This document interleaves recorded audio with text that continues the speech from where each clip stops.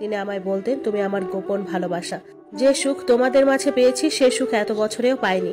আবেগের বশে একজন বিদেশি স্বাধীনমনা বিয়ে করেছি, যার সাথে সংস্কৃতি, ভাষা, মন মতো কিছুই মিলে না। নিজের ছেলেদেরও মন মতো মানুষ করতে পারছি না। তবে ওনার কথা একটুও বিশ্বাস করি নাই, কারণ পুরুষ জাতটাই খারাপ। ওই নারীর মনে দুঃখ দিয়ে আমাকে বিবাহ করা। আমিও ভালো না, আমিও খারাপ। আমি জেনে শুনে একজন 2 বাচ্চার বাপকে বিবাহ করেছি, কিন্তু আমি পরিস্থিতির শিকার। এর মধ্যে 6 মাস কেটে যায় এবং উনি আবার প্রবাসে চলে যায়। প্রবাসে যাওয়ার পর উনি আমায় তেমন ফোন করতেন না এবং আমিও বিরক্ত করতাম না, নিজ থেকে কলও দিতাম না। তবে দিনকে দিন আমি বিবেকের দহনে আগুনে পুড়ছি। জেনে শুনে একটা নারীর স্বামীকে বিবাহ করেছি। অসহায় গরিবদের বিবেকের দহনে পুড়েও বা কি হবে? যা হওয়ার কিংবা যা করার তা করে ফেলেছি। মানসিক শান্তি আমি হয়তো মৃত্যুর আগ পর্যন্ত পাবো না, কারণ একজনের স্বামীকে 2টা সন্তানের পিতাকে আমি বিবাহ করেছি। সমাজ আমার দিকে আঙ্গুল আগে তুলবে, কারণ আমি মেয়ে। পুরুষের দিকে আঙ্গুলটা আগে তুলবে না, পুরুষ যতই অন্যায় করুক। অবশ্য সব ক্ষেত্রে না, কিছু কিছু বিষয়। উনি মাঝে মাঝে ফোন করতেন এবং মেয়ের সাথে কথা বলতেন, আমাদের চলার জন্য টাকা পাঠাতেন। এভাবে প্রায় 1.5 বছর কেটে যায়। 1.5 বছর পর ওনার সাথে আমার টোটালি যোগাযোগ অফ হয়ে যায়। আমি কিন্তু ওনার ফ্ল্যাটেই আছি, কিন্তু উনি ফোন করতেন না। খরচ দেওয়া বন্ধ হয়ে যায়। আমি ফোন দিলে ব্যাক আসতো, একটা মহিলা কল করতো, অনেক সময় ছেলের কণ্ঠ শুনতাম। আমি টুকিটাকি ইংলিশ বুঝি, আমি তেমন রিপ্লাই করতাম না, শুধু জিজ্ঞেস করতাম উনি কই, কিন্তু তারা কোনো রিপ্লাই দিত না। তখন মেয়েকে নিয়ে অনেক কষ্টে দিন যায়। জমানো যা ছিল তা প্রায় শেষের দিকে।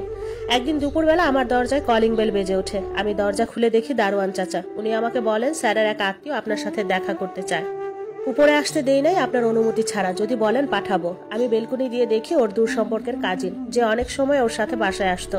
আমার সাথে কথা বলতো না, ওদের কি দরকারি কথাবার্তা শেষ হলে আবার চলে যেত। আমি বাসায় আসতে বলি এবং উনি বাসায় আসেন। ওনার সাথে একজন বিদেশি ছেলে। বাসায় ঢুকে ভাইটা আমাকে সালাম দেন। ছেলেটা কিছু বলে না, চুপ থাকে। সোফায় ওনারা বসেন। আমি কাজিনটার কাছে জিজ্ঞেস করি উনি কোথায়, কেন এই 1.5 বছর আমার সাথে যোগাযোগ করেনি।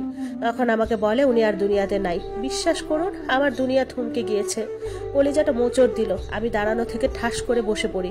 আমি এতটাই হতভাগ্য যে আমি আমার উনির মৃত্যুর খবরটা শুনলাম না। আমাকে ওনারা পানি খাওয়ালো এবং শান্ত হতে বললেন। কাজিনটা আমাকে বলল, শক্ত হন। হ্যারিস হচ্ছে ভাইয়ের বড় ছেলে। সাথে আসা ছেলেটার সাথে আমাকে পরিচয় করিয়ে দিল। বলল, এটা তোমার বাবার দ্বিতীয় স্ত্রী। আমার মেয়েকে হ্যারিস কোলে নিল এবং ইংলিশে বলল, আমরা আছি, কোনো অসুবিধা নেই তোমার। কাজিনটা বলল, ও তোমার কাছে কিছুদিন থাকবে। আমি গেলাম, ওর টেক কেয়ার করো। কাজিনটা আমাকে কিছু টাকা দিয়ে চলে গেলেন। হ্যারিস হেঁটে হেঁটে পুরো ঘর দেখতে লাগলো আর আমার মেয়ের সাথে খেলছে। ওর মাকে ভিডিও কল দিয়ে আমার মেয়েকে দেখালো। আমার মেয়ের সাথে বেশ ভালো সখ্যতা গড়ে উঠলো। আমাকে সান্ত্বনা দিল। হ্যারিস টুকিটাকি বাংলা শিখলো, মাঝে মাঝে নিজেই গিয়ে বাজার করে আনতো। আর কাজিন ভাইটা আসতো মাঝে মাঝে, হ্যারিসকে সাথে নিয়ে বের হতো। হ্যারিস যতবার বের হতো আমার মেয়ের জন্য কিছু না কিছু আনতো।